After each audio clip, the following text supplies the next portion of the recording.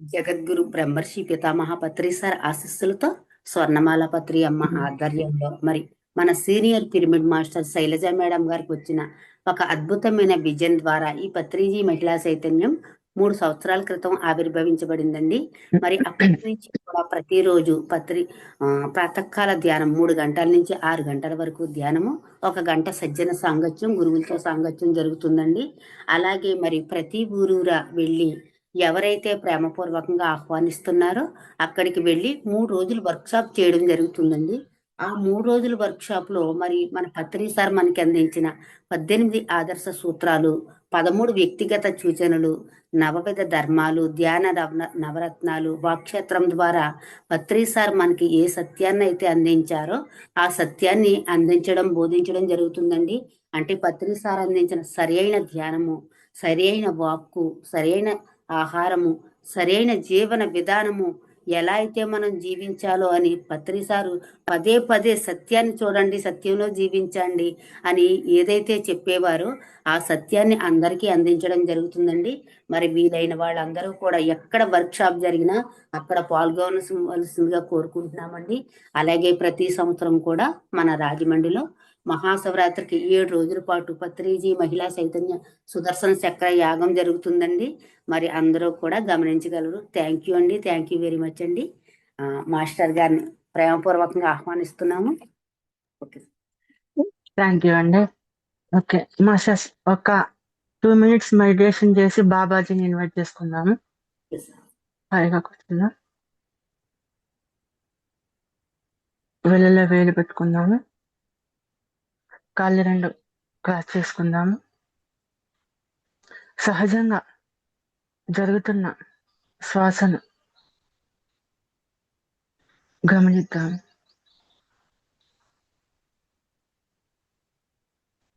శ్రీ మహావతార్ బాబాజీ వారికి హృదయపూర్వకమైన స్వాగతం, సుస్వాగతం.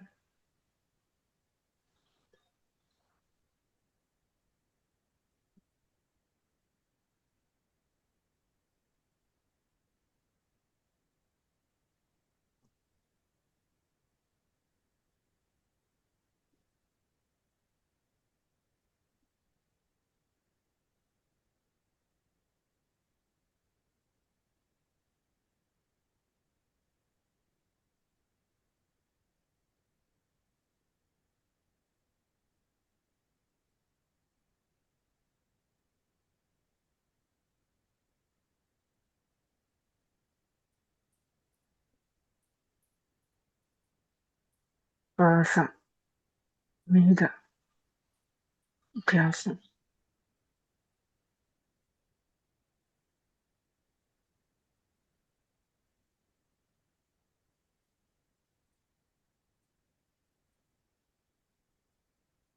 ఎవరు ఒక్క నిమిషం.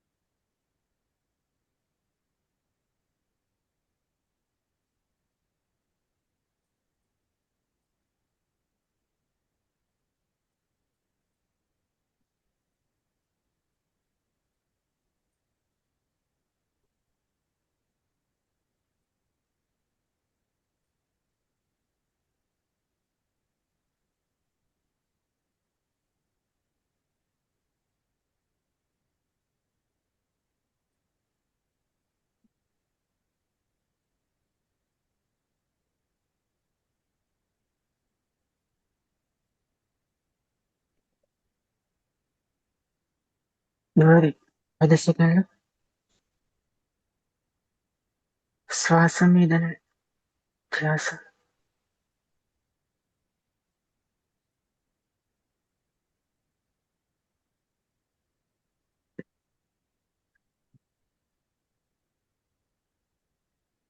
నిదానంగా మీ యొక్క 2 అరచేతులను 2 కళ్ళ మీద పెట్టుకోండి. 5 seconds. 5, 4, 3, 2, 1 0. నిదానంగా మీ యొక్క 2 అరచేతులను 2 కళ్ళ మించి తీస్తూ 2 అరచేతులను మాత్రమే చూడండి. ఓకే మాస్టర్స్, క్లాస్ స్టార్ట్ చేసే ముందు ఒక నిమిషం నా గురించి ఇంట్రడక్షన్ ఇస్తాను. నా పేరు శశాంక్. నాకు 2007లో ఈ పిరమిడ్ ధ్యానం అనేది పరిచయం అయింది. చిన్నప్పటి నుంచి కూడా నేను ఎవరో తెలుసుకోవాలన్న అలా క్వశ్చన్స్ వస్తూ ఉండేవి. ఏంటి ఈ సృష్టి, ఎందుకు పుట్టాము, ఎందుకు, ఇటువంటి క్వశ్చన్స్ అన్నో వస్తూ ఉండేవి. అట్లా ఆ జర్నీలో ఎన్నో బుక్స్ చదువుతూ ఆధ్యాత్మిక పుస్తకాలు చదువుతూ ఉండేవాడిని. 2007లో ఈ పిరమిడ్ ధ్యానం పరిచయం అయింది. 2014లో పత్రి సార్ని కలవడం జరిగింది. తర్వాత 2018 నుంచి ధ్యాన మహాచక్రాలకు వెళ్ళడం, ఎన్నో అనుభవాలు వస్తున్న కొద్దీ ధ్యానం చేయాలన్న ఇంకా ఇంట్రెస్ట్, ఆసక్తి, గంటలు గంటలు ధ్యానం చేయడము. 2021లో మహావతార్ బాబాజీ వారిని ఫిజికల్ గా కలవడం. ఆ తర్వాత నుంచి లైఫ్ అనేది చేంజ్ అయిపోయింది. ఇక ఎప్పుడైతే బాబాజీ వారిని కలిశానో ఆ తర్వాత ఆయనకి నాకు గత జన్మలో ఉన్న అన్ని గుర్తుకొచ్చి తర్వాత నుంచి ధ్యానం ఇంకా ఇంకా ఎక్కువ చేయడము. తర్వాత బాబాజీ వారు క్లాసులు చెప్పడం ద్వారా క్లాసులు చెప్పడం స్టార్ట్ చేశాను. మొన్న రీసెంట్ గానే ఇది ఈరోజు టాపిక్ సూర్యకుమారి మేడం చెప్పారు, కృతజ్ఞత. ప్రతి ఒక్కరికి కృతజ్ఞత తెలిపారు అనమాట. క్లాస్ అయిపోగానే, మెడిటేషన్ అయిపోగానే చాలా బాగా అనిపించింది. కృతజ్ఞతాభావం ఇది చాలా ఇంపార్టెంట్. కృతజ్ఞత అనేది ప్రతి ఒక్కరు, ముఖ్యంగా మహిళలు, చిన్నప్పటి నుంచి కూడా మన సమాజంలో మహిళల్ని చిన్న చూపు చూడడం వల్ల ఏం జరుగుతుంది అంటే, ఆడపిల్ల పుట్టినాక ఒక వయసు వచ్చిన తర్వాత బయటికి పంపించారు. ఇంట్లో ఉన్న అన్నని తమ్ముడిని బయటికి పంపిస్తా ఉంటారు. వాళ్ళని ఏమన్నారు బయటికి వెళ్ళి వస్తే, ఆడపిల్లని మాత్రం బయటికి వెళ్ళారు. ఆ టైంలో ఏమనిపిస్తుంది అంటే ఆ అమ్మాయికి, నేను కూడా అబ్బాయిగా పుట్టుంటే బాగుండు, ఎందుకు అమ్మాయిగా పుట్టాను,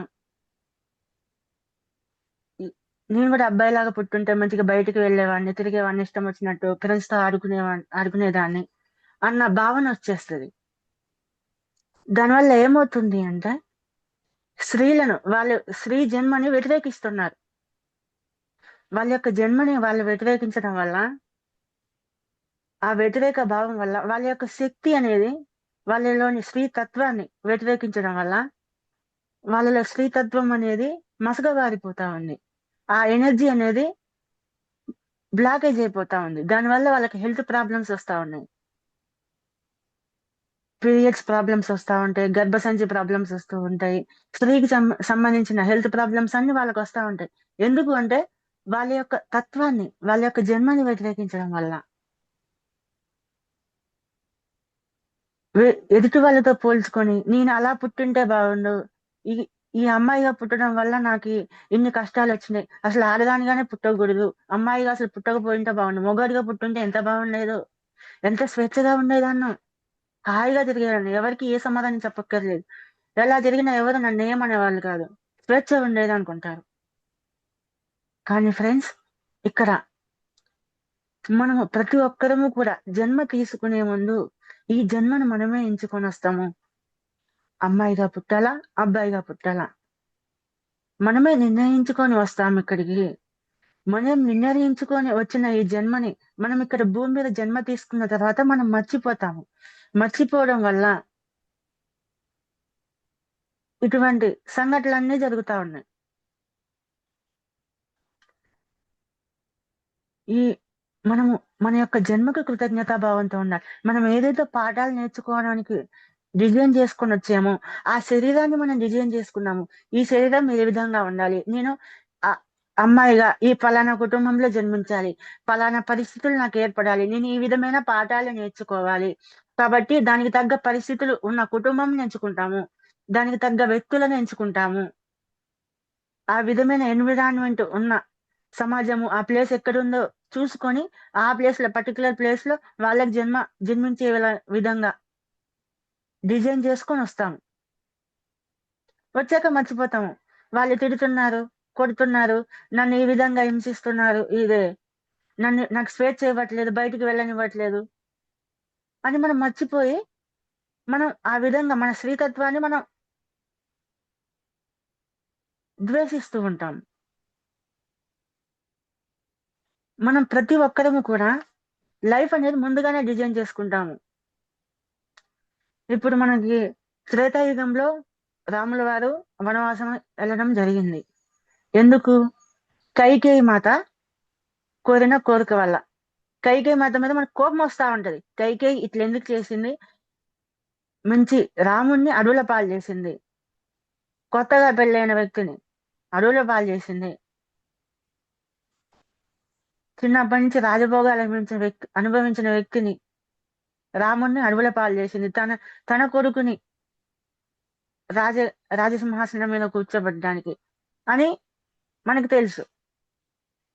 కానీ వనవాసం అయిపోయిన తర్వాత రాముల వారు వస్తారు ఇంటికి వచ్చినప్పుడు ప్రతి ఒక్కరికి కైకేయి మీద కోపం ఉంటది. కైకేయి యొక్క కొడుకుకి భరతుడికి బాగా కోపం ఉంటది ప్రతి ఒక్కరికి. నీ వల్లనే మా అన్నకి మేము దూరం అయిపోయినాం, ఈ రాజ్యానికి దూరం, ప్రజలందరికి కూడా కోపం ఉంటది కైకేయి మీద.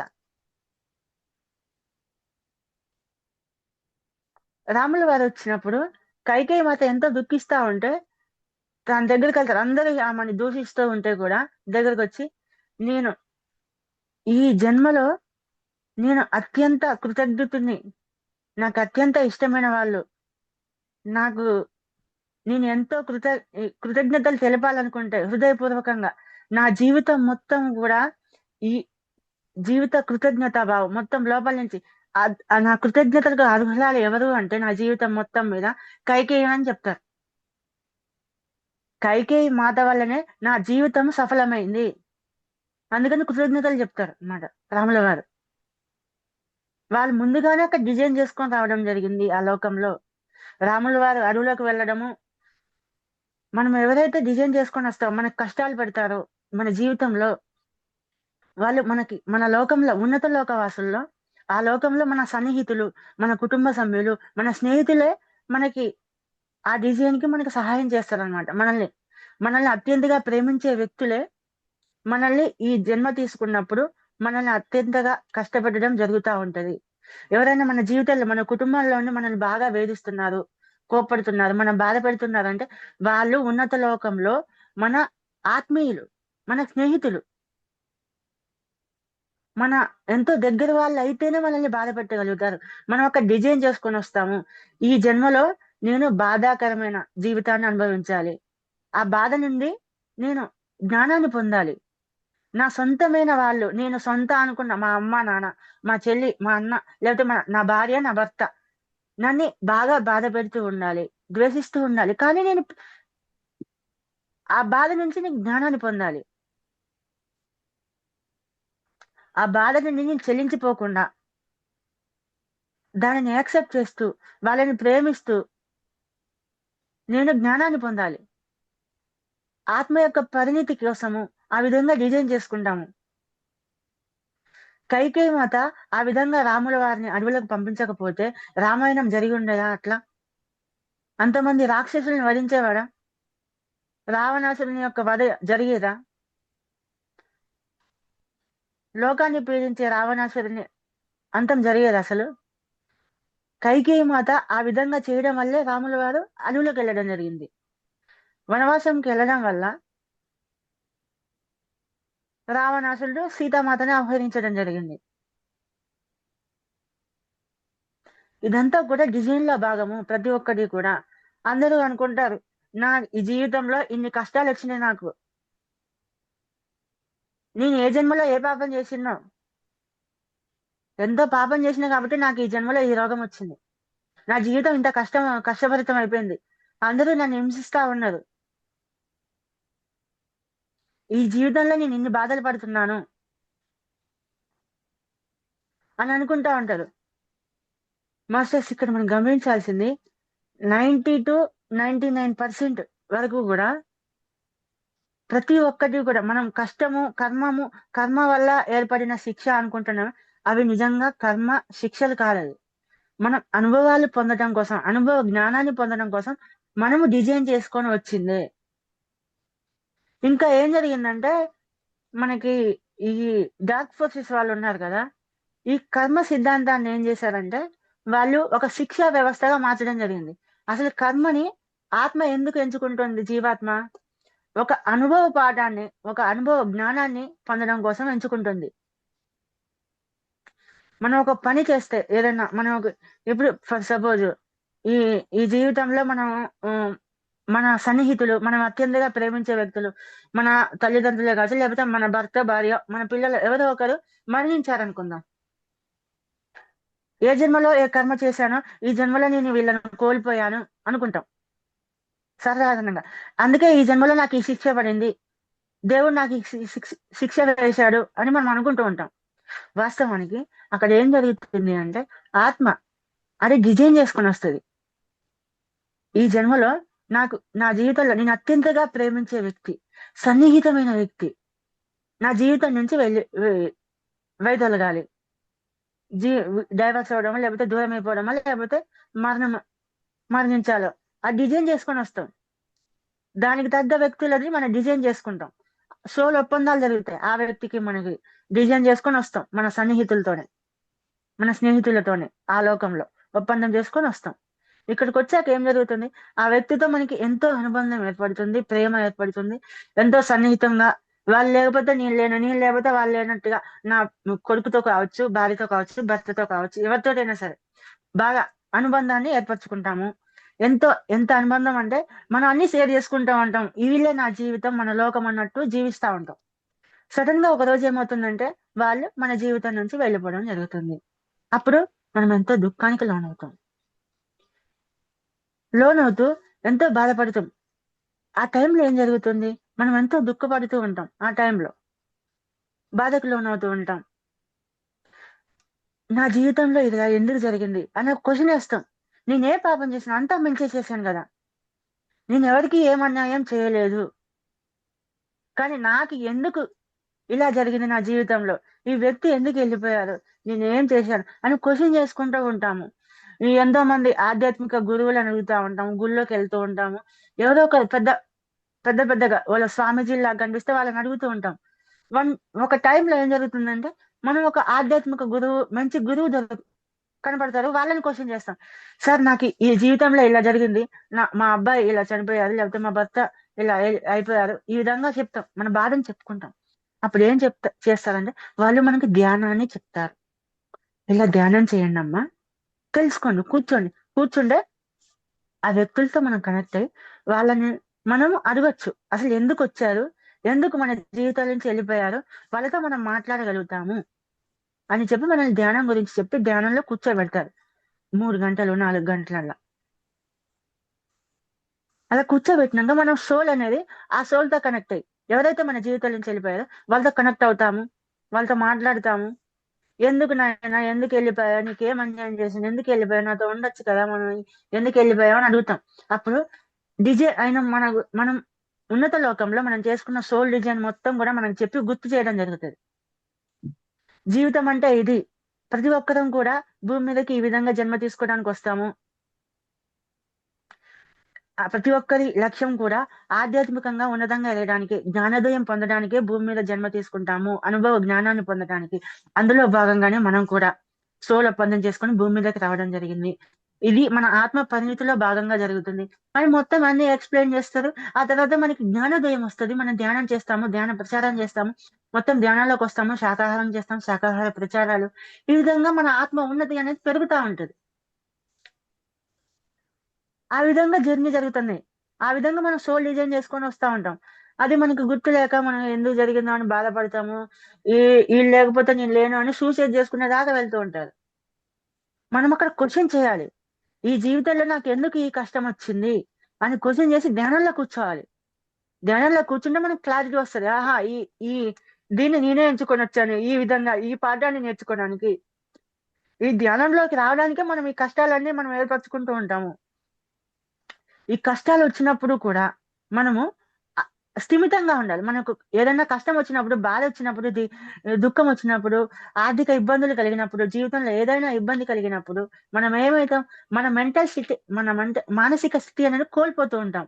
స్టేబుల్ గా ఉండలేము. గందరగోళం అయిపోతా ఉంటది. ఆలోచించలేని స్థితికి వెళ్ళిపోతూ ఉంటాము. ఆ టైంలో కూడా మనం స్థిమితంగా ఉండగలగాలి. స్థిమితంగా ఉండాలి అంటే ధ్యానం చేయాలి. ధ్యానం చేస్తూ స్థిమితంగా ఉండి ఆ కష్టం నుంచి మనం ముందుకెళ్తా ఉండాలి. దాన్ని సరిగ్గా ఆలోచించి. ఇప్పుడు సపోజ్ మన ఫ్రెండ్‌కే ఒక కష్టం వచ్చిందనుకోండి. భార్యాభర్తల గొడవ అయింది. మనతో చెప్పుకున్నాడు. మనం ఏమంటాము? భర్త ఊకే రోజు ఇదే గొడవ అవుతుందిరా, ఇబ్బంది చనిపోవాలనిపిస్తుందని చెప్తా ఉన్నాం. మనం ఏం చెప్తాం? మంచి సలహా ఇస్తాం. అట్లా కాదురా భార్యతో ఈ విధంగా మాట్లాడు. ఈ విధంగా మాట్లాడితే కవర్ అయిపోద్ది. ప్రేమగా మాట్లాడు. నువ్వు ఆమెతో కోపం వరకు ఏదో ఒక సలహా ఇస్తూ ఉంటాం మనం స్నేహితులకి. మనం ఏం చెప్తాం మామూలుగా? భార్యాభర్తలో గొడవ అయిందని వస్తాడు. కూరలో ఉప్పు ఎక్కువ వేసింది, అదేం గొడవ అయింది, ఈ విధంగా గొడవ అయింది అని మనతో చెప్తాడు. నేను వేగలేకపోతున్నాను తనతోటి, రోజు ఇంతే చేస్తాను, ఊక గొడవ పడుతుంది చిన్నదానికి. ఏదైనా విషయం జరిగితే మళ్ళీ అదే ఇంకా నిన్న నిన్న నిన్న అన్న విషయాన్ని ఊక తీసి తీసి నన్ను గొడవ పడుతుంది అని చెప్తా ఉంటాడు. అప్పుడు మనం ఏం చెప్తాము? అతను ఆలోచించలేని స్థితి, చనిపోవాలనిపిస్తుందని మనతో వచ్చి అతని యొక్క బాధను మొత్తం వ్యక్తం చేస్తాడు. అప్పుడు మనం ఏం చెప్తాం? సలహా ఇస్తాం. కూరలో ఉప్పు అయినా నువ్వు గొడవ పడ్డావా? అయితే అప్పుడు నువ్వేం చెప్పాలి అంటే, కూర చాలా బాగుంది, కానీ కొంచెం ఉప్పు తక్కువ వేస్తే బాగుండేది అని ఇలా స్మూత్ గా చెప్పరా. అప్పుడు తనకి కోపం అనిపించదు, బాధ అనిపించదు. నువ్వు ఒక్కసారి ఉప్పు ఎందుకు ఎక్కువ వేసావు అని గట్టిగా అరిచావనుకో, ఆమెకు బాధ అనిపిస్తుంది, కోపం వస్తుంది, గొడవ పెట్టేస్తుంది. ఈ విధంగా మాట్లాడు సున్నితంగా. ఆ టైంలో నువ్వు కోపాన్ని తెచ్చుకోకుండా నీ యొక్క ఎమోషనల్ ని బ్యాలెన్స్డ్ గా ఉంచు. భావోద్వేగాలను సమస్థితిలో ఉంచుకొని మాట్లాడు. ఒక క్షణం ఆగు. కోపం వచ్చిన ఆగి ఆలోచించి ఇలా ఇలా మనం చెప్తా ఉంటాం. అదే మన జీవితంలో జరిగినప్పుడు మనం అలా ఆలోచిస్తామా? మనం కూడా అంతే చేస్తాం. ఎమోషనల్ ఇంబాలెన్స్ కోల్పోతాము. ఏమంటే కోపం వస్తుంది, ఏదో ఒకటి అనేస్తా ఉంటాం. అదే వేరే వ్యక్తికి వచ్చినప్పుడు మనం ఏం చేస్తాము? మనము సాక్షిగా ఉండి అతనికి సలహా ఇస్తాం ఈ విధంగా. అదే మన జీవితంలో వచ్చినప్పుడు కూడా మనం సాక్షిగా ఉండి దాన్ని దాన్ని ఏం చేస్తే దాని నుంచి బయటపడతామో ఆలోచించి ఆ విధంగా చేస్తూ వెళ్ళాలి. ఆ సాక్షి తత్వం రావాలి అంటే ధ్యానం చేయాలి. ఆ సాక్షి తత్వం వస్తుంది. అప్పుడు మనం ఎదుగుతా ఉంటాం. ఆ అటువంటి గందరగోళ పరిస్థితులు ఏర్పడ్డప్పుడు కూడా మనం సమస్థితిలో ఉండి ఎమోషనల్ ఇంబ్యాలెన్స్ కోల్పోకుండా, విచక్షణ జ్ఞానాన్ని కోల్పోకుండా ఉండటమే. ఉంటూ ఆ యొక్క ఏదైతే ఉందో దాన్ని అధిగమిస్తూ వెళ్ళాలి ఆ పరిస్థితిని. సింపుల్. ఈ విధంగా మన కష్టాలని ఏ డిజైన్ చేసుకొని వస్తాం. ఈ డార్క్ ఫోర్సెస్ ఏం చేశారంటే, ఇప్పుడు నువ్వు ఈ కష్టాన్ని అనుభవిస్తున్నావు అంటే గత జన్మలో నువ్వు చేసిన పాపమే, ఆ కర్మే నువ్వు అనుభవిస్తున్నావు అని చెప్తా ఉంటారు. కర్మలన్నీ కూడా శిక్షలు కాదు. నువ్వు అందుకే ఈ శిక్ష అనుభవిస్తున్నావు, నువ్వు పాపం చేశావని మనకు బోధించారు. అసలు ఏం జరిగింది? వాళ్ళు మన పురాణాల్లో ఏం చేశారు? మనకి రామాయణం, మహాభారతం అంటే చాలా ఇష్టం.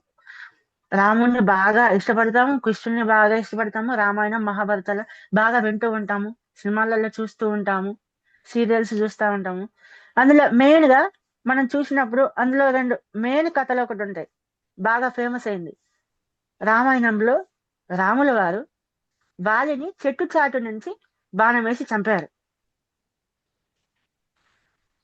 చెట్టు చాటు నుంచి బాణం వేసి చంపడం వల్ల ద్వాపర యుగంలో కృష్ణుడికి కాలి బొటన వేలికి బాణం తగిలి చనిపోయాడు.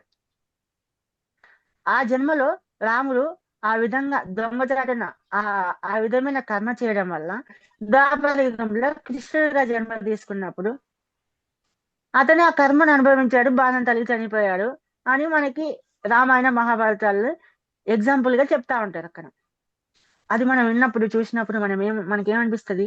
సాక్షాత్తు కారణ జన్ములు, అవతార పురుషులు వాళ్ళే కర్మ నుంచి తప్పించుకోలేదు. మనమేంతో సాధారణ మనుషులం. మనం ఈ కర్మ నుంచి తప్పించుకుంటామా? తప్పించుకోలేం కదా. సాక్షాత్తు రాముడు, కృష్ణుడే తప్పించుకోలేకపోయాడు అన్న భావన మనకు వచ్చేసింది. ఆ యొక్క ప్రోగ్రామింగ్ చేశారనమాట. ఆ విధంగా కర్మ అంటే శిక్షా వ్యవస్థ. అసలు మనం కర్మ అనేది శిక్షణ వ్యవస్థ. యూనివర్స్ లో ఉన్నది ఒకటే లా. కర్మ అనేది శిక్షణ కోసం, ఆత్మ యొక్క శిక్షణ. జ్ఞానం పొందే శిక్షణ అది. వీళ్ళేం చేశారు, కర్మ అంటే ఒక శిక్ష, నువ్వు అది చేసావు, ఇది నీకు శిక్ష పడింది. శిక్షణని శిక్షగా మార్చిపడేశారు. వాలి స్వయంగా చెప్పిండు మహాజ్ఞానం బుక్కులో. ఏమని అంటే, నేను నాకు చిన్నప్పటి నుంచి కూడా రాజ్యకాంక్ష అనేది చాలా ఎక్కువగా ఉండేది, అధికారకాంక్ష బాగా ఉండేది. నా యొక్క అధికారకాంక్షను మా యొక్క తండ్రి గారు గమనించి నాకు మాకున్న రాజ్యంలో 3 వంతుల రాజ్యం నాకే ఇచ్చిండు. అందుకే 1 వంతు మాత్రమే మా తమ్ముడు సుగ్రీవుడికి ఇవ్వడం జరిగింది. కానీ నాలో నా కోరిక ఎలా ఉండేదంటే, నాకు రాజ్యం మొత్తం కూడా నాకే కావాలి అన్న కోరిక నాకు ఉండేది. ఆ యొక్క కోరిక వల్ల, ఆ యొక్క అహంకారం వల్ల, అటువంటి కోరిక వల్ల నేను నాకు నా తమ్ముడి రాజ్యం కూడా గుంజుకోవాలన్న కోరిక కలిగింది. నా తమ్ముడికి మళ్ళీ అందమైన భార్య ఉండేది. ఆ అందమైన భార్య కూడా నాకే కావాలని కోరిక కలిగింది. దానివల్ల నేను నా తమ్ముడిని రాజ్యం నుంచి తరిమేసి తన భార్యను లాక్కున్నాను, తన రాజ్యాన్ని లాక్కోవడం జరిగింది అని వాలి స్వయంగా చెప్పిండు. అది రాముల వారు వచ్చి నాకెంతో నచ్చటప్పడానికి ప్రయత్నం చేశారు. నేను వినలేదు, పట్టించుకోలేదు. ఎంతో జ్ఞానబోధ చేయడం జరిగింది, అస్సలు పట్టించుకోలేదు.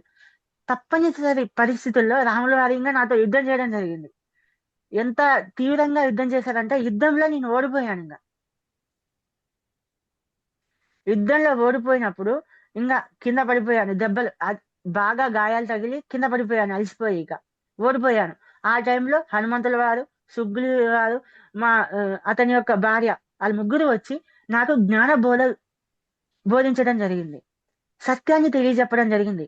మనిషి అంటే ఇది, ఆత్మ ఈ విధంగా జన్మ తీసుకొని భూమి మీదకి వస్తుంది. మొత్తం ప్రతి ఒక్కరు కూడా ఎక్స్ప్లెయిన్ చేస్తే అప్పుడు నాకు అవగాహన వచ్చి నేను ఒక గుహలోకి వెళ్ళి 7 సంవత్సరాలు ఏకదాటిగా ధ్యానం చేశాను. ధ్యానం చేసి జ్ఞానోదయాన్ని పొందాను, ఎన్లైట్మెంట్ పొందాను.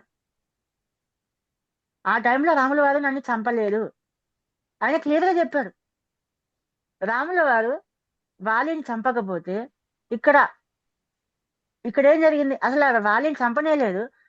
ద్వాపర యుగంలో కృష్ణుడికి ఈ రాముడికి లింక్ పెట్టి ఆ జన్మలో చేసిన కర్మ ఈ జన్మలో శిక్షగా పొందాడు, ఇందుకే చనిపోయాడని మనకి బోధించడం జరిగింది.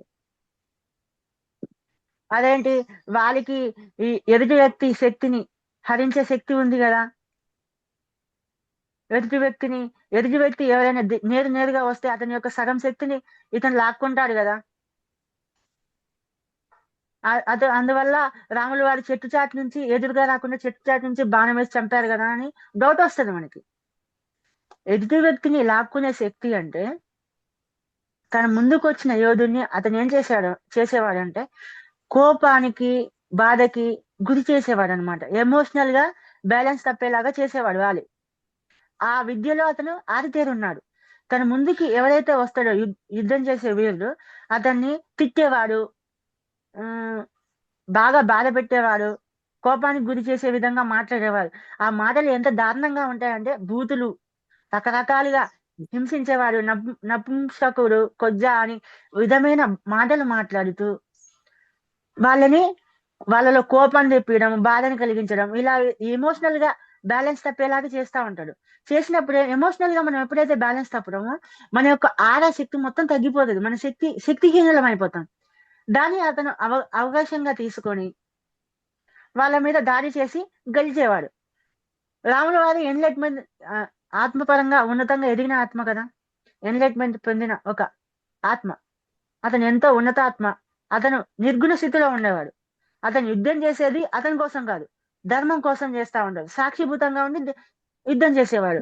అతని మీద అతని యొక్క మాటలు ప్రభావం చూపించలేదు, సాక్షిగా ఉండి యుద్ధం చేశాడు. అందువల్ల రాముల వారు యుద్ధం గెలవడం జరిగింది. అంతేగాని చెట్టు చాటు నుంచి ఏం బాణం వేయలేదు, అంతా కూడా మార్చడం జరిగింది. చాలా వరకు మనల్ని మన మైండ్ ప్రోగ్రామ్ చేయడం జరిగింది. కర్మ అంటే శిక్షా వ్యవస్థ. మనం ఏం చేస్తా ఉంటామంటే, మామూలుగా మనిషి జన్మ తీసుకుంటాము, ఏదో ఒకటి చేస్తాం.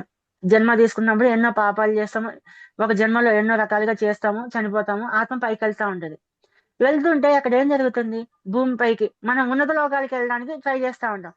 పైకి వెళ్తా ఉంటే ఈ డార్క్ ఫోర్సెస్ వాళ్ళు ఏం చేశారంటే అక్కడ ఒక పెద్ద బిల్డింగ్ వేసుకొని మంచిగా టీప్ టాప్ గా మన కాంతిలోక వాసుల్లాగా దేవతల్లాగా వేషాలు వేసుకొని అక్కడ కూర్చొని ఉంటారు. కూర్చొని మొత్తం అంతా సెట్టింగ్ టేబుల్ వేసుకొని కుర్చీలు వేసుకొని కూర్చొని ఉంటారు. మనం పైకి వెళ్తా ఉంటే ఎక్కడికి వెళ్తున్నారని ఆపుతారు. ఆపేసి పైకి వెళ్తున్నా అని చెప్తాం. పైకి వెళ్తున్నావు అని చెప్తే ఎక్కడే పైకి వెళ్ళేది? నువ్వు భూమి మీద ఏం చేసి వచ్చినావో తెలుసా నీకు? ఎన్ని పాపాలు చేసావో తెలుసా నువ్వు? ఎన్ని కర్మలు ఎంతమందిని హింసించావో తెలుసా నువ్వు అని మొత్తం మన చిట్టా మొత్తం మనకి అంతా చూపిస్తాడు. అంతా చూసి మనలో ప్రోగ్రామింగ్ చేస్తాడు. నువ్వు ఇన్ని పాపాలు చేసినా నువ్వు పాపివి, ఆ పాపాలకి నువ్వు శిక్షను అనుభవించాలి, అనుభవించిన తర్వాతనే పైకి వెళ్తావు అని మనల్ని మొత్తం బ్రెయిన్ వాష్ చేస్తారు. ఆత్మ మొత్తం మన ఆత్మ యొక్క జ్ఞాపకాలు మొత్తం తుడిచివేస్తారు వాళ్ళు. తుడిచివేసి మళ్ళీ భూమి మీద జన్మ తీసుకోవడానికి పంపిస్తారు. పంపించేసి మళ్ళీ మనకి భూమి మీద ఆ జ్ఞాపకాలన్నీ తుడిపి మళ్ళీ పంపించారు కదా. పంపించినాక మనకి అన్ని జ్ఞాపకం ఉండదు. మళ్ళీ జన్మ తీసుకుంటాం. జన్మ తీసుకుంటే ఏమవుద్ది? మళ్ళీ అదే చేస్తాము. మనకి ఏది గుర్తుండదు కాబట్టి గత జన్మ జ్ఞాపకాలు లేవు. మళ్ళీ అదే చేస్తా ఉంటాం. అవే పాపాలు చేస్తాం, అదే విధంగా జీవిస్తాం. మళ్ళీ పైకి వెళ్తే మళ్ళీ ఆపుతారు. మనకి గత జన్మ జ్ఞాపకాలు, ఇప్పుడు జన్మ జ్ఞాపకాలు మాత్రమే ఉంటాయి. మళ్ళీ అంతకుముందు గత జన్మ జ్ఞాపకాలు ఆల్రెడీ తుడిపేశారు కదా వాళ్ళు. మళ్ళీ ఇదే సేమ్ నువ్వెన్ని పాపాలు చేసినావు తెలుసా అని మళ్ళీ మళ్ళీ నువ్వు పాపివి అని మొత్తం ప్రోగ్రామ్ చేసి మళ్ళీ ఆ జన్మ జ్ఞాపకాలన్నీ తుడిపేస్తారు. తుడిపేసి మళ్ళీ భూమి మీద పంపిస్తారు. ఆ శిక్ష, వాటికి నువ్వు శిక్ష అనుభవించాలని మళ్ళీ డిజిఎన్ మార్చేసి అనుభవిస్తా ఉంటాం. మళ్ళీ పాపాలు చేస్తాం, మళ్ళీ అట్నే రిపీట్. పుడతాం, చేస్తాం, మళ్ళీ రిపీట్. ఈ విధంగా జరుగుతూ ఉంటది. అందుకని మనము భూమి మీద జన్మ తీసుకున్నప్పుడే ధ్యానంలోకి రావాలి. మనం ఎప్పుడైతే ధ్యానం చేస్తామో మనకన్నీ ఏవైతే వాళ్ళు జ్ఞాపకాలు తుడిచిపెట్టారో అవన్నీ కూడా మనకి జ్ఞాపకం వస్తాయి. జ్ఞాపకం వస్తే మనకి ఆహా ఇదా జీవితం అంటే ఇది, నేను ఈ విధంగా వచ్చాను, ఇవి నేర్చుకోవడానికి వచ్చాము అన్న ఉద్దేశంతో మన జన్మ ప్రణాళిక మనకి తెలుస్తుంది. అది తెలిసినప్పుడు మనం ఆ విధంగా ఆ ప్రణాళికకు తగ్గట్టుగా జీవిస్తూ జ్ఞానోదయాన్ని పొందుతూ ఉంటాము. జ్ఞానోదయాన్ని పొంది ఎరుకతో జీవిస్తాము. ఆ తర్వాత మనకి వాళ్ళ మధ్యలో ఆపినా మనం ఆగం. మనకి దారి తెలుస్తుంది పైకి వెళ్ళడానికి. ఆటోమేటిక్ గా మన శక్తి పెరుగుతుంది. మనల్ని వాళ్ళు ఇంకా ఆపలేరు. ఈ విధంగానే భూమి మీద పునరపి జననం పునరపి మరణం వచ్చిందనమాట. మాక్సిమం గా ఇది కూడా ఒక కారణము. మనిషి ఇక్కడే ఈ చావు బతుకుల్లోనే పుట్టి చావడం ఈ పునరపి జననం మెయిన్ గా రావడానికి మెయిన్ రీజన్ వీళ్ళు. దీన్ని మన వాళ్ళు మంచి అవకాశంగా ఆత్మ ఎదుగుదలకి ఉపయోగించుకోవడానికి దాన్ని కొంచెం వెసులుబాటుగా చేసుకొని ఈ జ్ఞానాన్ని ఉపయోగించుకొని ఆత్మ యొక్క శక్తిని పెంచుకోవడానికి మన వాళ్ళు మంచిగా యూజ్ చేసుకోవడం జరిగింది చాలా వరకు.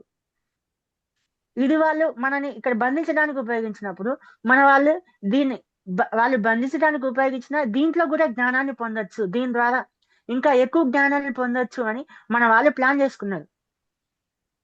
అందుకే భూమి మీద జన్మ తీసుకున్నాక ఈ జ్ఞానోదయం పొందిన వాళ్ళు ప్రతి ఒక్కరికి ఆధ్యాత్మిక జ్ఞానాన్ని బోధించి వాళ్ళ యొక్క శక్తిని పెంచుకోవడానికి భూమి మీద ఉండగానే ఎంతో ఉన్నతమైన శక్తిగా పూర్ణాత్మ స్థితికి ఎదగడానికి భూమి మీద ఉండి దైవ స్థితికి ఎదగడానికి మంచి అవకాశంగా భావించి ఈ ఆధ్యాత్మిక జ్ఞానాన్ని అందరికీ పంచడం జరిగినది.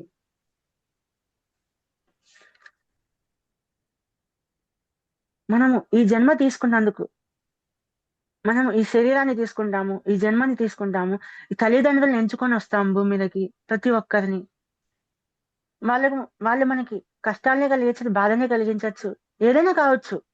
మనము అక్కడ డిజైన్ చేసుకొని ఇక్కడికి వచ్చాము.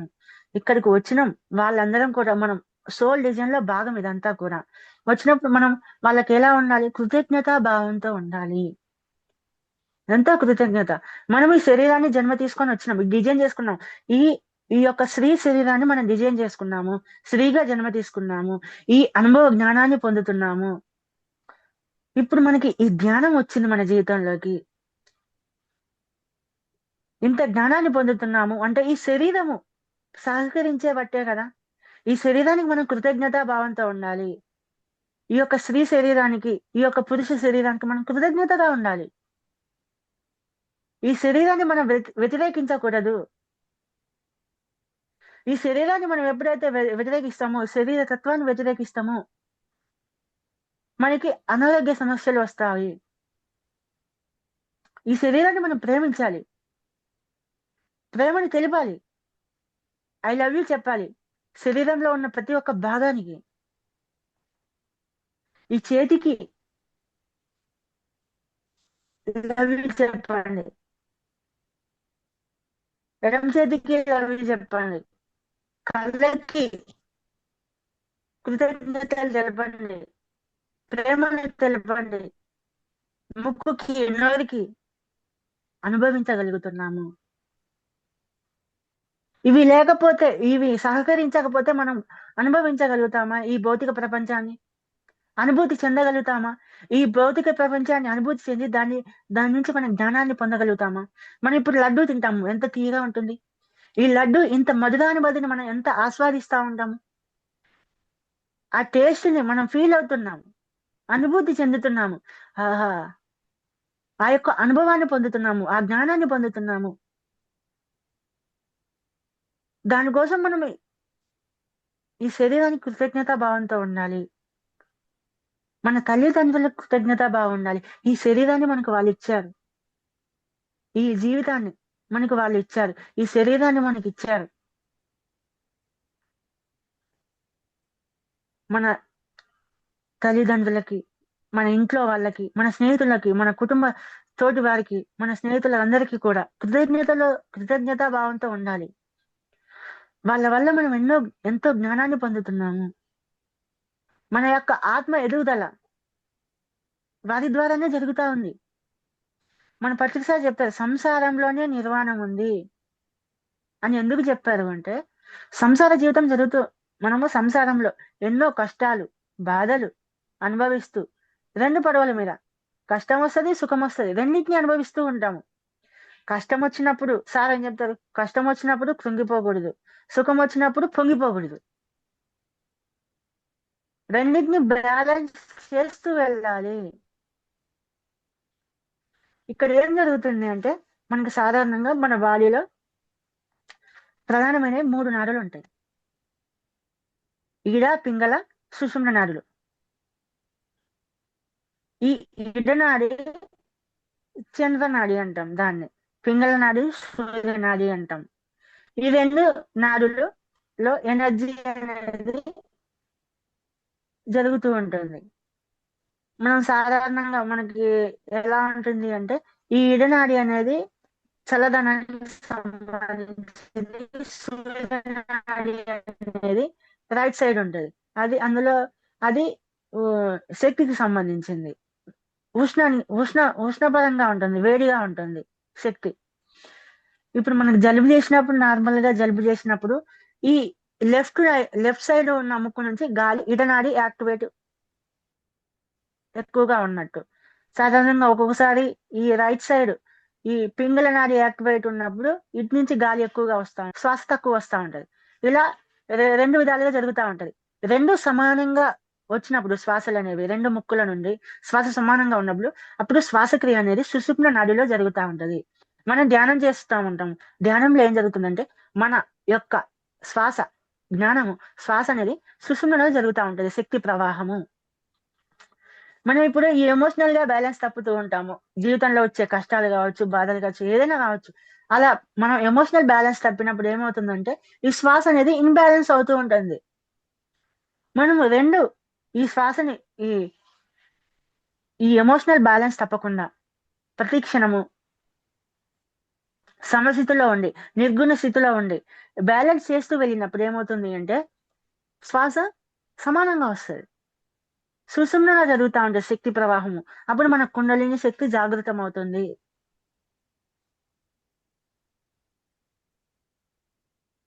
మళ్ళీ ఈ ఈడా పింగళ నాడుల్ని స్త్రీ శక్తి, పురుష శక్తిగా కూడా చెప్తూ ఉంటారు. అవి 2 ఈక్వల్ గా అయినప్పుడే మధ్యలో ఉండేది సుషుమ్న నాడి. దాని నుంచే కుండలిని శక్తి జాగృతం అవుతుంది. అదే మహిళా చైతన్యము. పద్యసారి చెప్పారు కదా, మహిళా చైతన్యం మేల్కోవాలి, మహిళలందరూ ధ్యానం చేయాలి, మహిళా చైతన్యం మేల్కోవాలి. మహిళా చైతన్యము అంటే మనలో ఉన్న కుండలిని శక్తి జాగృతం అవడము. మనలో ఉన్న కుండలిని శక్తి మహిళా చైతన్యము. అది జాగృతం అవ్వాలి. అది జాగృతం అవ్వాలి అంటే ఈ రెండు నాడులు బ్యాలెన్స్డ్ గా జరగాలి. బ్యాలెన్స్ అవ్వాలి ఎనర్జీ. ఆ ఎనర్జీ బ్యాలెన్స్ అవ్వాలి అంటే మనము ప్రతి క్షణం ఎరుకలో ఉండాలి. కష్టం వచ్చిందా, దుఃఖం వచ్చిందా, మన ఇంట్లో వాళ్ళు మనల్ని తిట్టారా, ఆ టైంలో మనం ఎరుకలో ఉండి గమనించాలి. వాళ్ళు ఎందుకు తిట్టారు, ఓకే. తిడుతున్నప్పుడు మనలో ఏం జరుగుతుందో కోపం వస్తుంది, బాధ వస్తుంది. ఆ బాధ కోపాన్ని మనం ఎరుకుతా గమనించాలి. వాళ్ళు తిట్టారు, నాకు ఎందుకు కోపం వస్తుంది, వాళ్ళు ఎందుకు బాధ కలుగుతుంది అని మనం గమనిస్తూ ఉండాలి. ఒక క్షణము గమనించినప్పుడు మనకనేది ఆ కోపం అనేది ఆటోమేటిక్ గా అనేది మాయమైపోతుంది. ఆ కారణం మనకు తెలుస్తుంది. గమనించిన క్షణంలో ఆ కారణం తెలిసినప్పుడు ఆ కోపము ఆ బాధ అనేది మాయమైపోతుంది. వాళ్ళు ప్రతి ఒక్కరు ఎవరైనా కావచ్చు, మన తల్లిదండ్రులే కావచ్చు, గురువులే కావచ్చు, కోప్పడతారు మన మీద. మనం ఏదైనా పని తప్పు చేస్తాము, ఏదో మిస్టేక్ చేస్తాం, ఆ పని విషయంలో మన మీద కోప్పడతా ఉంటారు. మనమేమవుతాం, మనమేమనుకుంటాం, మనల్ని కోప్పడ్డారు, మన మీద మనల్ని తిట్టారు అని మనం బాధపడుతూ ఉంటాం. ఒక్క క్షణం ఆగి వాళ్ళు ఎందుకు కోప్పడ్డారు, నాలో కోపం ఎందుకు కలుగుతుంది, ఒక్క క్షణం ఆగి ఆలోచించండి. ఆ ఒక్క క్షణంలో ఆ కారణం మనకు అర్థమవుతుంది. ఆ కోపము ఆ బాధ అనేది మాయమవుతుంది, సమస్థితిలో ఉంటుంది. శక్తి అనేది ఇన్బ్యాలెన్స్ కాకుండా బ్యాలెన్స్డ్ గా ఉంటుంది. ఎరుకలో ఉంటాము. ఆ క్షణంలో మనలో ఉన్న చైతన్యం అనేది మేల్కొంటుంది.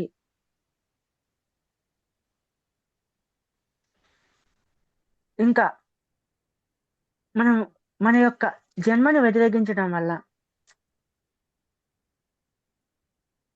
సాధారణంగా మళ్ళీ ఈ కర్మ సిద్ధాంతం అంటే ఏంటి అంటే మనకి రామ్తా మాస్టర్ చెప్తా ఉంటారు.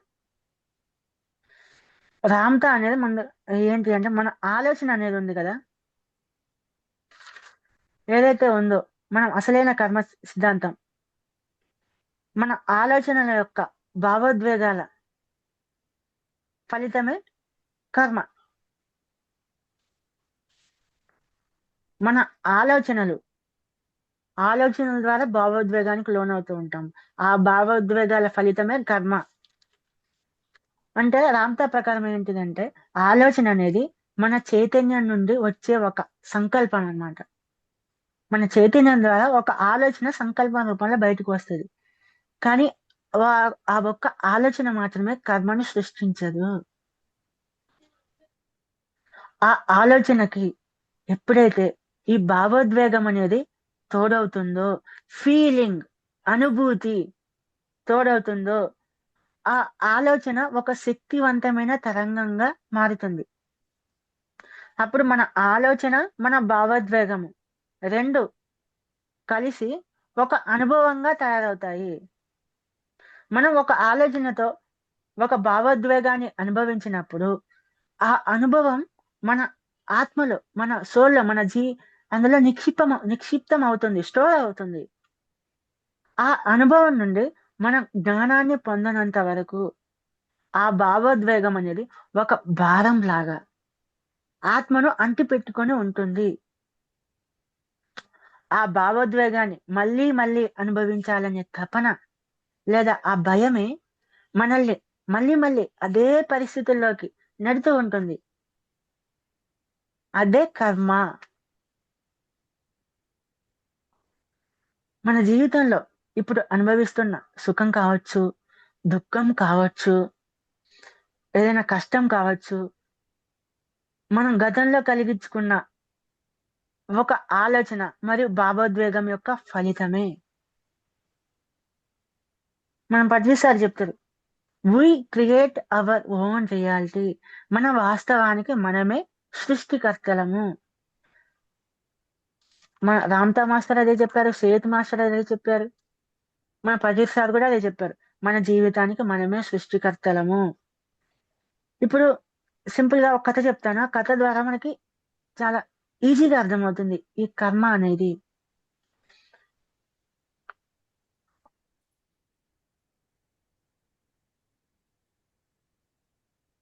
ఒకానొక కాలంలో ఒక గొప్ప శిల్పి ఉండేవాడు. అతను ఎంత అద్భుతమైన విగ్రహాలను చెక్కేవాడంటే అవి చూస్తానికి చాలా అద్భుతంగా ఓ జీవం ఉట్టి పడుతుంది అన్నట్టుగా ఉండేవి విగ్రహాలను చూస్తే. కానీ అతని మనసులో ఎప్పుడూ ఒక ఆలోచన ఉండేదన్నమాట. ఈ లోకంలో ఎవరిని నమ్మకూడదు, అందరూ నన్ను మోసం చేస్తారు అని అతని మనసులో ఒక ఆలోచన ఎప్పుడూ ఉంటూ ఉండేది. శిల్పి మనసులో ఈ ఆలోచన అనేది ఒక విత్తనం లాంటిది. ఒకరోజు అతను పెద్ద విగ్రహం చెక్కుతుండగా ఒక బాటసారి వచ్చాడు. అతని దగ్గరికి వచ్చి రోడ్డున పోయే ఒక వ్యక్తి వచ్చి ఆ విగ్రహాన్ని చూసి ఆశ్చర్యపోయాడు. అయ్యా, ఈ విగ్రహం చాలా బాగుంది, చాలా అద్భుతంగా ఉంది అని మెచ్చుకున్నాడు అనమాట ఆ శిల్పిని. కానీ ఆ శిల్పి మనసులో వెంటనే అతని యొక్క పాత ఆలోచన మెదిలింది. వీడు నన్ను మెచ్చుకుంటున్నాడు అంటే నా దగ్గర నుండి వీడు ఏదో ఆశిస్తున్నాడు, లేకపోతే వీడు నన్ను మెచ్చుకోడు అని ఒక నెగటివ్ ఆలోచన వచ్చేసింది అతనికి వెంటనే. ఆ ఆలోచనకు తోడుగానే అతనిలో అనుమానము మరియు భయము అనే బలమైన భావోద్వేగాలు కలిగాయి, ఫీలింగ్స్ కలిగినాయి. మనలో ఎప్పుడైతే ఒక నెగటివ్ ఆలోచన వస్తే మనకి వెంటనే లోపల భయము, అనుమానము ఇలాంటి ఫీలింగ్స్ వచ్చేస్తాయి అనమాట. ఆ ఫీలింగ్స్ కి అతని యొక్క ఆలోచన అనేది తోడైపోయింది. తోడు కాగానే వెంటనే అది ఒక కర్మగా మారిపోయింది. వెంటనే ఏమైంది, అతనిలో తెలియకుండానే ఆ శిల్పి ముఖంలో అతనికి తెలియకుండానే అతని ముఖంలో కోపం ప్రదర్శించడం మొదలు పెట్టాను అనమాట. కోపాన్ని చూపిస్తా ఉన్నాడు అతనికి తెలియకుండానే ముఖంలో. ముఖం చాలా గంభీరంగా సీరియస్ గా మారిపోయింది. ఆ శిల్పి యొక్క మొహాన్ని చూడగానే ఆ బాటసారి భయపడ్డాడు అనమాట. భయపడి అక్కడి నుంచి ఇంక వెళ్ళిపోయాడు. ఆ రోజు అయిపోయింది. ఆ తర్వాత రోజు ఆ ఊరి యొక్క రాజు శిల్పాలు ఒక ఆర్డర్ ఇవ్వడానికి ఆ శిల్పి దగ్గరకు వచ్చాడనమాట. వస్తే గతం నిన్నటి రోజు జరిగింది అలాగనే ఉంది కదా, అతని యొక్క మనసులో అలాగనే ఉంది. ఆ శిల్పి మనసులో ఆ భయము, అనుమానము అనే భావోద్వేగాలు ఇంకా అలాగే ఉండేసరికి వచ్చిన రాజుని సరిగ్గా పలకరించలేదు, పట్టించుకోలేదు, సరిగ్గా రాజుకి ఇవ్వాల్సిన గౌరవాన్ని ఇవ్వలేకపోయాడు. దానివల్ల రాజుకి నచ్చలేదు. రాజు ఇవ్వాల్సిన పెద్ద ఆర్డర్ ఇవ్వకుండా అక్కడి నుంచి వెళ్ళిపోయాడు. వెంటనే ఆ శిల్పి ఇట్లా అనుకున్నాడు, నేను అప్పుడే అనుకున్నాను ముందే అందరూ నన్ను మోసం చేస్తారని, అట్లనే జరిగింది, అంతా నా కర్మ అని శిల్పి అనుకున్నాడు. ఇక్కడ శిల్పి గమనించని విషయం ఏంటి అంటే అతని ఆలోచన మరియు దాని వల్ల కలిగిన అనుమానం అనే భావోద్వేగమే ఆ పరిస్థితులను సృష్టించినాయి. దీన్నే రామ్తా కర్మ అని చెప్తారు, సేత్ మాస్టర్ కర్మ అని చెప్తారు. ఇదే కర్మ అంటే. ఆ శిల్పి తన అనుమానం అనే భావోద్వేగాన్ని జ్ఞానంగా మార్చుకోనంత వరకు కూడా అతను అదే కర్మ చక్రంలో తిరుగుతూనే ఉంటాడు. ఆ భావోద్వేగాన్ని జ్ఞానంగా ఎలా మార్చుకోవాలి అంటే శిల్పి ఇంతవరకు ఏమనుకున్నాడు, అందరూ నన్ను మోసం చేస్తారు, ఎవరిని నమ్మకూడదు అనే ఆలోచనతో ఉన్నాడు. అతను ఆ యొక్క ఆలోచనని మార్చుకోవాలి. అతను ఈ జ్ఞానాన్ని, కర్మ సిద్ధాంతం అనే జ్ఞానాన్ని తెలుసుకొని ఆ జ్ఞానాన్ని అర్థం చేసుకొని తన యొక్క వాస్తవాన్ని మార్చుకోవడానికి తన యొక్క ఆలోచన స్థితిని మార్చుకోవాలి. ఏ విధంగా, ఎవరు నన్ను మోసం చేయరు, నా వాస్తవానికి నేనే సృష్టికర్తను అన్న జ్ఞానాన్ని అతను తెలుసుకోవాలి. అతను తెలుసుకొని ఆ జ్ఞానాన్ని ఇంప్లిమెంట్ చేయడమే, ఆ జ్ఞానోదయాన్ని పొందడమే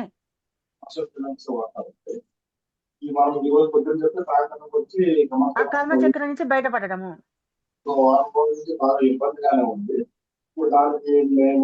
మాస్టర్ అన్మ్యూట్ చేసుకోండి, మ్యూట్ చేసుకోండి మాస్టర్. ఎవరన్నా మ్యూట్ చేయండి, అది ఎవరు మాట్లాడుతున్నారు.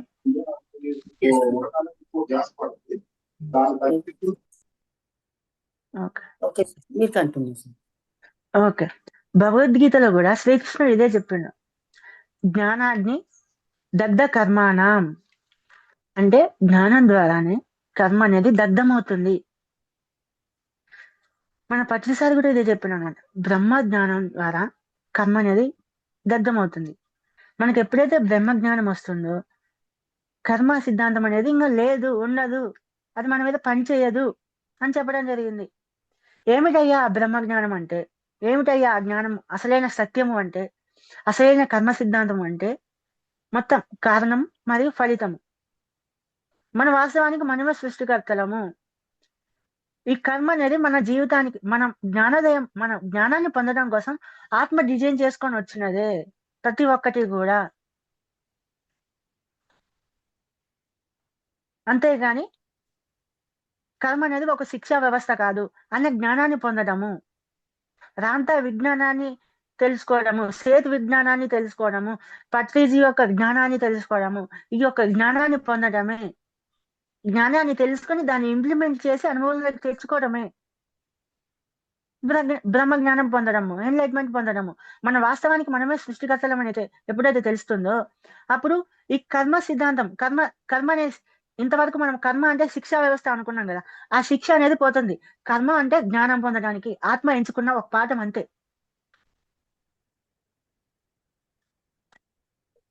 ఈ జపాన్ చెందిన ఒక డాక్టర్ ఎమోటో మొసారు అనే వ్యక్తి ఒక ఎక్స్పెరిమెంట్ చేయడం జరిగింది వాటర్ మీద. ఏంటి అంటే అతను చేసింది వాటర్ కి కూడా, అతను చేసిన ఎక్స్పెరిమెంట్ లో అతను తెలుసుకుంది ఏంటి అంటే వాటర్ కి కూడా మెమొరీ ఉంటుంది, జ్ఞాపక శక్తి ఉంటుంది. అతను గ్లాసులలో వాటర్ పెట్టేవాడు, వాటర్ పెట్టి వాటర్ని ఎక్స్పెరిమెంట్ చేసే ముందు ఆ వాటర్ కి ప్రతి ఒక్క గ్లాస్ కి ఒక గ్లాస్ దగ్గరకు వచ్చి పాజిటివ్ పదాలు చెప్పేవాడు. Thank you, I love you అని ఈ విధమైన పాజిటివ్ వర్డ్స్ చెప్పినప్పుడు వాటర్ యొక్క స్ట్రక్చర్ అనేది చాలా అందంగా బ్యూటిఫుల్ గా మారుతుండడం గమనించాడనమాట. నెగటివ్ పదాలు చెప్పినప్పుడు I hate you, I kill you అని చెప్పినప్పుడు వాటర్ యొక్క మాలిక్యులర్ స్ట్రక్చర్ అనేది చాలా డార్క్ గా, ఏదో మురికి పట్టినట్టుగా, చూడడానికి అందవికారంగా కనిపించడం మొదలైంది. అతను వాటర్ కి జ్ఞాపక శక్తి ఉంటుంది. మనం ఏదైతే పదాలు చెప్తామో, ఏ విధమైన మన యొక్క ఆలోచనలు భావోద్వేగాలను ప్రసరింపజేస్తామో నీళ్ళు అనేవి వాటిని గ్రహించి వాటర్ అనేది వాటి యొక్క మెమొరీలో స్టోర్ చేసుకుంటాయి. ఆ విధంగా తన యొక్క మాలిక్యులర్ స్ట్రక్చర్ ని మార్చుకుంటూ ఉంటాయి అని అతను కనిపెట్టడం జరిగింది. మన సాంప్రదాయాల్లో కూడా తీర్థం ఇస్తా ఉంటారు గుడులలో. ఆ తీర్థాలలో ఏం జరుగుతుంది, వాళ్ళు రాగి పాత్రలో నీళ్లు పోసి ఉంచుతారు, మంత్రోచ్చారణ చెప్తూ ఉండాలి. ప్రతి ఒక్క శబ్దానికి, సౌండ్ కి కూడా ఫ్రీక్వెన్సీ, ఎనర్జీ అనేది ఉంటుంది. పాజిటివ్ పదాలకి పాజిటివ్ ఎనర్జీ, నెగిటివ్ పదాలకి నెగిటివ్ ఎనర్జీ. పాజిటివ్ భావాలతో చెప్పే పదాలకి వాళ్ళు మంచి అద్భుతమైన మంత్రాలు, సంస్కృత శ్లోకాలు అక్కడ ఉచ్చారణ చేస్తూ ఉంటారు. ఉచ్చారణ చేసినప్పుడు ఆ యొక్క ఎనర్జీ, ఆ సౌండ్ ఫ్రీక్వెన్సీ అనేది ఆ వాటర్ కి రీచ్ అయ్యి ఆ వాటర్ యొక్క మాలిక్యులర్ స్ట్రక్చర్ అనేది మొత్తం కూడా మారుతుంది. మారినప్పుడు ఆ వాటర్ ని మనం తీర్థంగా తీసుకున్నప్పుడు ఆ వాటర్ మన బాడీలోకి వెళ్ళిపోద్ది. వెళ్ళిపోయినప్పుడు ఏమవుతుంది, ఆ పాజిటివ్ ఎనర్జీని మనం కూడా ఫీల్ అవుతూ ఉంటాము. లోపలికి ఏదైతే మాలిక్యులర్ స్ట్రక్చర్ వెళ్ళిందో, జ్ఞాపకాలతో పాజిటివ్ ఎనర్జీ వెళ్ళిందో, మనం బాడీలో కూడా మొత్తం కూడా 75% టు 90% వరకు వాటరే కదా ఉండేది. మన బాడీలో కూడా మొత్తం వాటరే ఉన్నవి, దాదాపు 90% వరకు కూడా. మన బాడీకి కూడా అదే వర్తిస్తుంది. మన బాడీలో ఉన్న, మనం ఏదైతే మాట్లాడతామో, ఏదైతే వింటామో, ఏదైతే ఆలోచనలు చేస్తామో, ఏదైతే ఫీలింగ్స్ గురవుతామో అవన్నీ కూడా మన లోపల ఉన్న వాటర్ లో జ్ఞాపకాల రూపంలో స్టోర్ అవుతూ ఉంటాయి. మాలిక్యులర్ స్ట్రక్చర్ మారిపోతూ ఉంటుంది. మనం నెగిటివ్ గా మాట్లాడితే మన లోపల కూడా మొత్తం నెగిటివ్ అయిపోతుంది. పాజిటివ్ గా మాట్లాడితే లోపలంతా పాజిటివ్ అవుతుంది. కాబట్టి మన ఆలోచనలే మన వాస్తవాలుగా ఏర్పడుతూ ఉంటాయి. మనం పాజిటివ్ గా ఉన్నాం అనుకోండి, మన లోపల మాలిక్యులర్ స్ట్రక్చర్ అనేది పాజిటివ్ గా ఏర్పడుతుంది. మన లోపల వాటర్ ఉంటుంది కాబట్టి మొత్తం వాటర్ కి ఆ గుణం ఉంది, జ్ఞాపకాలను స్టోర్ చేసుకుంటుంది. మనం ఏ విధంగా భావాలను వ్యక్తపరుస్తామో ఆ విధంగా వాటర్ యొక్క మాలిక్యూల్ స్ట్రక్చర్ అనేది మారుతుంది. పంచభూతాల్లో నీరు అనేది అత్యంత శక్తివంతమైనది. పంచభూతాల్లో నీరు కూడా ఒకటి. ఆ నీటికి ఎంత శక్తి అంటే మన భూమి మీద ఫస్ట్ జీవం ఏర్పడింది కూడా నీటిలోనే. అంటే ఆలోచించండి, గాలిలో ఏర్పడలేదు, అగ్నిలో ఏర్పడలేదు, భూమి మీద కాదు, ఫస్ట్ వాటర్ లోనే ఎందుకు ఏర్పడింది? నీటికి అంత శక్తి ఉంది.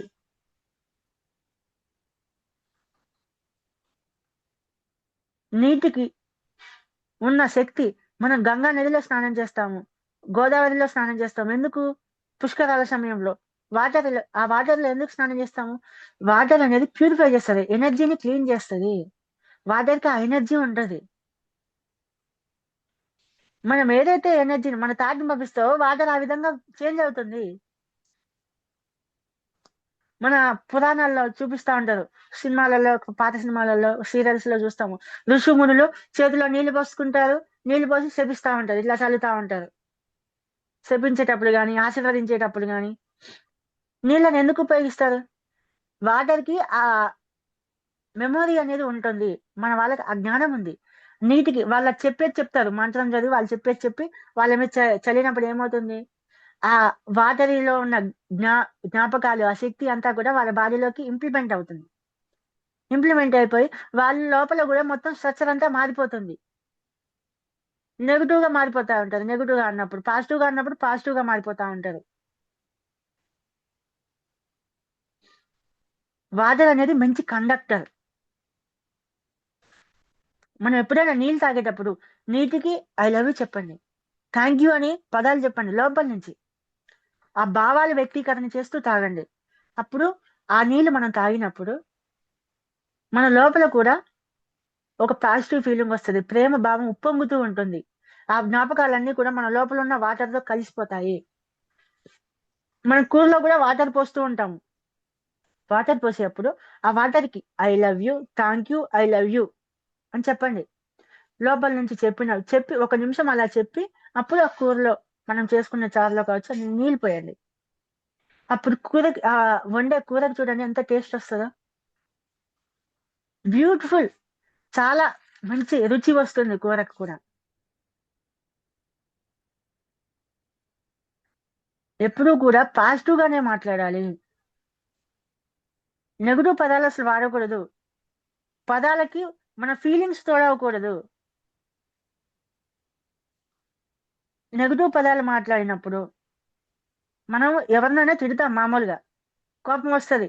ఇంట్లో పిల్లల్ని కావచ్చు, పెద్దవాళ్ళు, ఎవరైనా ఒక కోపం వచ్చినప్పుడు, ఏదో తీట పని చేసినప్పుడు తిట్టినప్పుడు ఆ పదానికి మన ఫీలింగ్స్ ని తోడు చేయకూడదు నెగిటివ్ పదాలు వాడినప్పుడు. ఎందుకంటే మనం ఏదైతే ఆలోచన చేస్తామో ఆ ఆలోచనకి మన యొక్క ఫీలింగ్, భావోద్వేగం తోడైనప్పుడు అది రియాలిటీలోకి వస్తుంది.